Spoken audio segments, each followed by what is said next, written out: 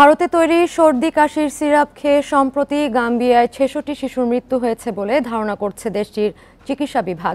এরপর ওই সিরাপ নিয়ে সতর্কতা জারি করেছে বিশ্ব স্বাস্থ্য সংস্থা WHO। এ বিষয়ে কোনো মন্তব্য করতে রাজি হয়নি প্রস্তুতকারী প্রতিষ্ঠান মেডেন ফার্মা। এদিকে সিরাপের কারণে শিশুদের মৃত্যু হচ্ছে কিনা তা খতিয়ে দেখতে তদন্ত শুরু করেছে WHO এবং ভারত। সম্প্রতি কিডনি বিকল হয়ে অর্ধশতাধিক শিশুর মৃত্যু হয়েছে গাম্বিয়ায়। প্রাথমিক তদন্তের পর ধারণা করা হচ্ছে ভারতের মেডেন ফার্মাসিউটিক্যালসের তৈরি সর্দি কাশির 4টি সিরাপ খেয়ে ওই শিশুদের কিডনি বিকল হয়েছে। রয়টার্স বলছে গাম্বিয়ায় কাশি ও ঠান্ডার দূষিত প্যারাসিটামল সিরাপ সেবনের 3 থেকে 5 দিন পর কয়েকজন শিশুর কিডনিতে জটিলতা দেখা দেয়। আগস্টে সেখানে 28 শিশুর মৃত্যু হয়। এরপর সতর্কতা জারি করে গাম্বিয়া সরকার।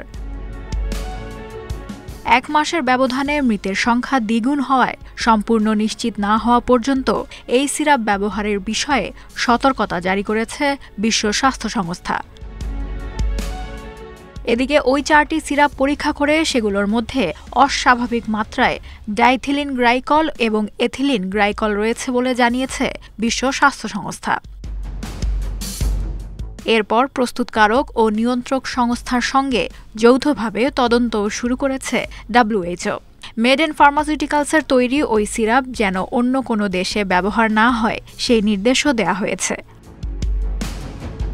সেপ্টেম্বরের শেষে ভারতের ওষুধ নিয়ন্ত্রক সংস্থা ও স্বাস্থ্য মন্ত্রণালয়কে এ বিষয়ে জানায় WHO।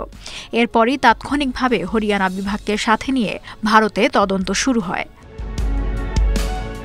মেডেন ফার্মাসিউটিক্যালস ভারতীয় কারখানাগুলোতে ওষুধ উৎপাদন করে থাকে। কোম্পানিটি স্থায়ীভাবে ওষুধ বিক্রির পাশাপাশি এশিয়া, আফ্রিকা ও লাতিন আমেরিকার দেশগুলোতে রপ্তানি করে থাকে। Lutfa Fauzia, independent news.